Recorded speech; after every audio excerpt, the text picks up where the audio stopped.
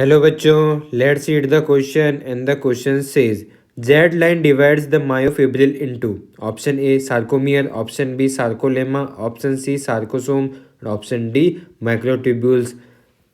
Question में given है कि जेड लाइन डिवाइड करता है माइक्रोफिब्रिल को किसके अंदर। तो मायोफिब्रिल का स्ट्रक्चर देखते हैं, इसके अंदर आता है हमारा सार्कोमियर। तो सार्कोमियर का स्ट्रक्चर देखते हैं। तो सार्कोमियर का स्ट्रक्चर देखते हैं। सार्कोमियर ये पार्ट होता है मायोफिब्रिल का,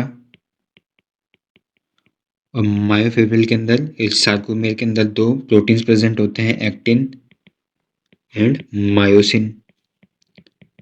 एक्टिन फॉर्म करता है हमारे पास लाइट बैंड और आई बैंड।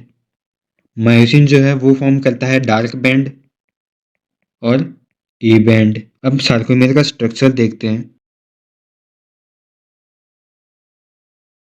इस स्ट्रक्चर के अंदर, इस डायग्राम के अंदर जो रेड पार्ट से बनाया है हमने, उसको हम कहते हैं मायोसिन, और ऑरेंज पार्ट से जो बना है वो है एक्टिन।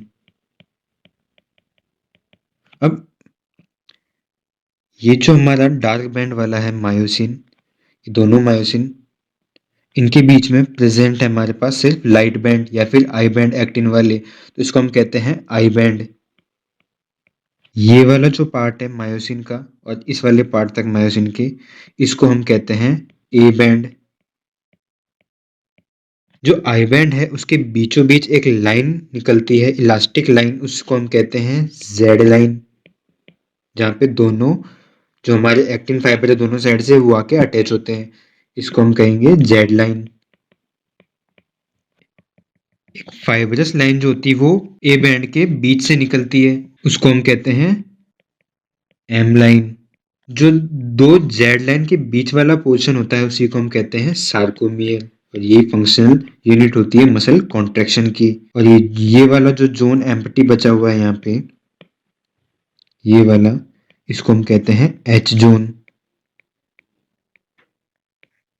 हमारा सार्कोमियर का स्ट्रक्चर। तो अब हमारा क्वेश्चन वापस देखते हैं। Z line divide the myofibril into.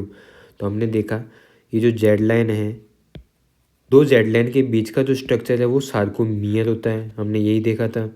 और सार्कोमियर होता है structural and functional unit of contraction. तो हमारा करेक्ट आंसर हो जाएगा ऑप्शन ए सार्कोमियर।